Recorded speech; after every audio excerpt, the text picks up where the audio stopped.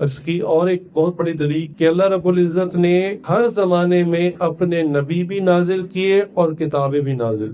اللہ، کتابیں نہیں تھی مکمل تو صحیفے کم از کم نازل کیے، یعنی کچھ نہ کچھ علمی چیزیں آسمان سے آتی رہیں. 4 کتابیں تو مکمل آئیں، اس کے علاوہ مختلف انبیاء پر مختلف صحیفے نازل ہوئے. تو اس کا کیا مطلب تھا کہ اللہ تعالیٰ نے علم کی کتابیں بھی بھیجی اور علم کو سمجھانے والے اور پریکٹیکلی اس پہ عمل کرنے والے بھی بھیج دی. تو ان 2 چیزوں کا جوڑ ہے. اس بات سے میں یہ نقطہ عرض کرنا چاہتا ہوں کہ بعض لوگوں کا یہ خیال ہوتا ہے کہ ہمیں اہل علم کی ضرورت ہی نہیں، کتابیں اردو بازار سے مل جاتی ہیں، ہم لا کے اس کو پڑھتے ہیں اور خود ہی عالم بن جاتے ہیں. بھئی دیکھیں، اردو بازار میں تو پھر میڈیکل کی بھی کتابیں ملتی ہیں. آپ سرجری کی کتاب لائیں، اس کو پڑھیں اور اس کے بعد اپنا پیٹ کاٹ کے خود ہی آپریشن کر رہے ہیں، یا اپنے بچے کو کوئی بیماری ہو جائے تو اس کا پیٹ کاٹ کے آپریشن کر رہے ہیں. آپ کبھی یہ کام نہیں کرتے. آپ کہتے ہیں پڑھنا پڑھانا اپنی جگہ، لیکن ہمیں اس کی مہارت نہیں ہے. اس کے لیے ہم کو پروفیشنل ڈاکٹر ہائر کریں. بھی آرکیٹیکچر کی ساری کتابیں اردو بازار میں ملتی ہے تو آپ جا کے وہاں سے کتابیں خریدیں. آپ نے گھر بنانا تھا تو آپ خود ہی ان کتابوں کو پڑھ کے کوئی نقشہ بنائے، ڈیزائن بنائے اور گھر کھڑا کر لیں. کہتے نہیں جناب، یہ ہم نہیں کر سکتے. ہمیں کیا پتا کہ